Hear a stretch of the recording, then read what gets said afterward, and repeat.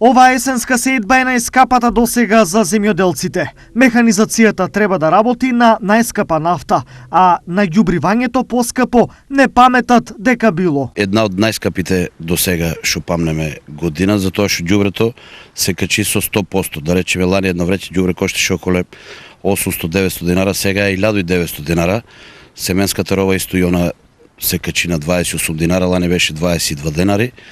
Нафтата се качи исто така и оваа година ќе биде проблем. Во споредба со ланската сеидба, ова е поскапа за дури 50%. Дошле до заклучок земјоделците, откако 100 пати правеле ЕСАП. Па ќе биде нафтата колку 68 динара. Значи, за 6 декара ја треба да земам околу 35 кила нафта. Комбаја сигурно ќе биде 600, ѓубрето 1800 и дека ни е крај.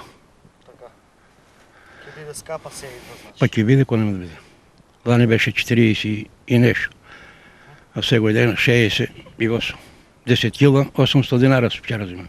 Овие цени уште од сега гарантираат скапа жетва, скап производ кој финално уште од сега ќе значи висока цена и на лебот. Доколку сега високите цени отидат на сметка на цената на лебот, тоа би можело да значи дека до година лебот би можел да поскапи и за 50%. Со ова предвидување се согласуваат и земјоделците, кои во меѓувреме исто така пресметале дека тешко ќе може за нив да остане и денар од оваа сеидба. За работка, трактор, мачење не е, друго ништо. За продавање кој ќе го земе? Јачмено 11 динара дали ќе биде. Сега моментално 11, а у жетпата е 9-10. Што во крајна мера ќе се случува со цената на лебот и останатите житни производи? Ќе зависи од многу други фактори.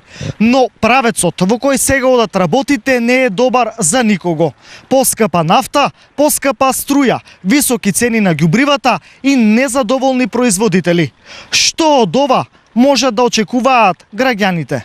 Нема што да се очекува и да се каже, гледа се сиромаштија голема. Ово е криза, ова е светска. Лоша е работата.